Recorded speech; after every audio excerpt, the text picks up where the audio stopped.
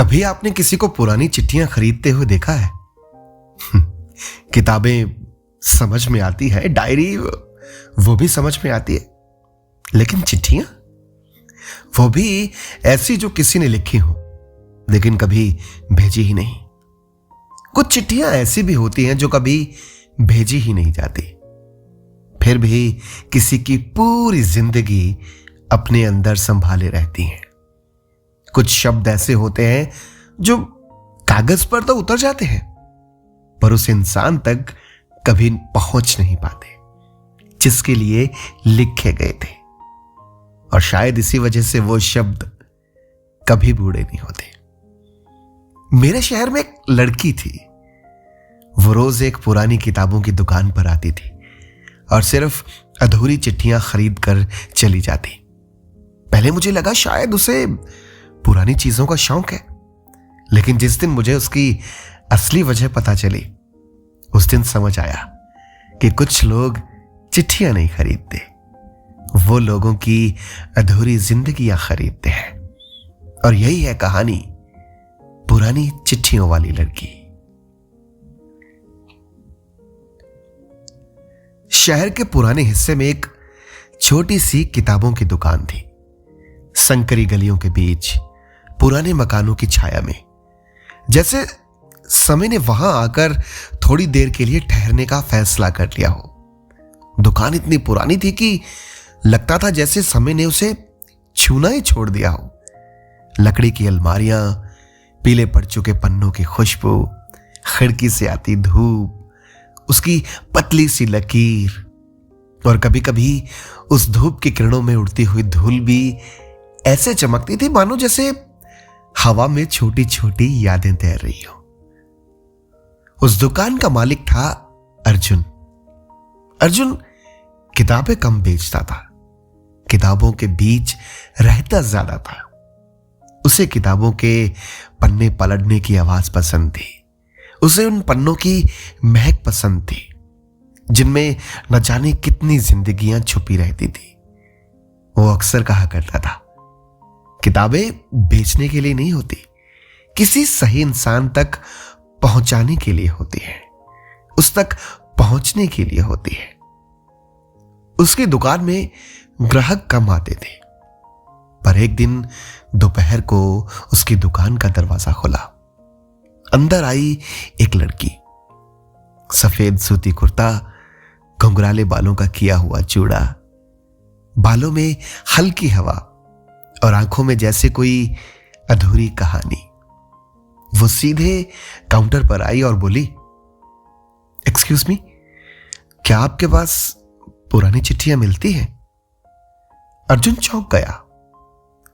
चिट्ठियां? लड़की मुस्कुराई। हां, ऐसी चिट्ठियां जो किसी ने लिखी हो लेकिन कभी भेजी ना हो। अर्जुन ने पूछा, लोग किताबें खरीदते हैं, आप चिट्ठियां क्यों ढूंढ रही हैं? लड़की मुस्कुराकर बोली, क्योंकि किताबों में कहानियां होती हैं और चिट्ठियों में दिल। कुछ पल के लिए दुकान में खामोशी उतर आई। अर्जुन कुछ देर तक उसे देखता रहा। फिर उसने अलमारी में से एक छोटा सा लकड़ी का डिब्बा निकाला। ये मेरे दादाजी का है, उन्होंने जिंदगी भर चिट्ठियां लिखी, पर ये कुछ चिट्ठियां हैं जो कभी उन्होंने किसी को भेजी नहीं। लड़की ने धीरे से डिब्बा खोला। अंदर पीले कागज, स्याही की हल्की खुशबू। वो एक चिट्ठी पढ़ने लगी। कुछ सेकंड के बाद उसके चेहरे पर एक हल्की सी मुस्कान उतर आई। वो बोली, कितनी अजीब बात है ना, लोग आजकल 1000 मैसेजेस भेजते हैं पर दिल की बात फिर भी कभी कह नहीं पाते। अर्जुन हंसा। और पहले लोग एक चिट्ठी लिखते थे और उसमें पूरी जिंदगी रख देते थे। लड़की ने बिना कुछ मोल भाव किए वो चिट्ठी खरीद ली। अगले दिन वह फिर आई और फिर एक चिट्ठी खरीद ली। फिर तीसरे दिन, फिर चौथे दिन वो रोज आती और एक चिट्ठी खरीद कर चली जाती। अब अर्जुन को उसकी आदत सी हो गई थी। उसे वो लड़की एक चलती फिरती किताब लगती थी। उसके आने से मानो शब्द रुबाइयां बनकर उसके कानों में गुनगुनाने लग जाते। एक दिन अर्जुन ने उससे पूछ ही लिया, आप इन चिट्ठियों का करती क्या है? लड़की मुस्कुराई, मैं उन्हें पढ़ती हूं और फिर किसी अनजान जगह छोड़ आती हूं। अर्जुन ने पूछा, क्यों? लड़की बोली, ताकि कोई अजनबी उन्हें पढ़े और थोड़ी देर के लिए किसी और की जिंदगी जी ले। कुछ देर खामोशी रही, फिर लड़की धीरे से बोली, अर्जुन, क्या आपको पता है कि दुनिया की सबसे भारी चीज क्या होती है? अर्जुन ने पूछा, क्या? लड़की बोली, वो बातें जो हम किसी से कह नहीं पाते। अर्जुन पहली बार चुप हो गया।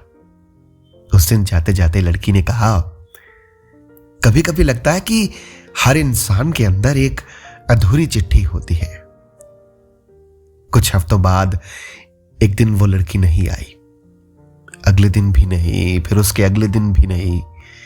लगातार कई दिन बीत गए और वो लड़की अब आती नहीं थी। अब दुकान पहले से ज्यादा खाली लगने लगी। इतने दिनों में अर्जुन ने उसका नाम तक नहीं पूछा था, बस खुद से उसका नाम रख लिया था, गजल। एक शाम अर्जुन दुकान बंद कर रहा था, तभी उसे काउंटर पर एक लिफाफा दिखा। उस पर लिखा था, अर्जुन के लिए। उसने लिफाफा खोला, अंदर एक चिट्ठी थी। उस पर लिखा था, अर्जुन, मैं वो लड़की हूं जो आपकी दुकान से चिट्ठियां खरीदती थी। याद है, तुमने मुझसे एक बार पूछा था ना कि मैं क्या करती हूं, मैं कौन हूं? मैं एक राइटर हूं। मैं लोगों की अधूरी कहानियां ढूंढती हूं और उन्हें अपनी कहानियों में जगह देती हूं। लेकिन इस बार मुझे एक नई कहानी मिल गई है। एक लड़का जो किताबों के बीच रहता है और दुनिया से ज्यादा कागज के पन्नों पर भरोसा करता है। शायद किसी दिन मैं वापस आऊं और इस बार चिट्ठी नहीं, आपकी कहानी खरीदूं। अर्जुन चिट्ठी पढ़कर मुस्कुराया। उसने दुकान की लाइट बंद की और धीरे से कहा, कहानियां अजीब होती है, कभी हम उन्हें ढूंढते हैं और कभी वो हमें।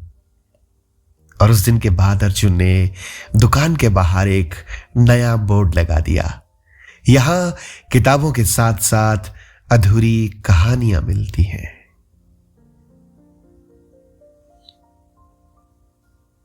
कभी कभी जिंदगी में सबसे खूबसूरत कहानियां वही होती हैं जो बुरी नहीं होती, क्योंकि अधूरी कहानियां दिल में जगह बना लेती हैं। अगर आपको भी ऐसी दिल को छू जाने वाली कहानियां पसंद है तो इस चैनल को अभी सब्सक्राइब कर लीजिएगा और बेल नोटिफिकेशन आइकन ऑन कर लीजिएगा और अपने दोस्तों के साथ इसको शेयर करना मत भूलिएगा, क्योंकि हम यहां सिर्फ कहानियां नहीं सुनाते, हम अधूरी भावनाएं, अनगढ़े शब्द और दिल में छुपी कहानियां ढूंढ कर लाते हैं। और क्या पता अगली कहानी आपकी ही हो।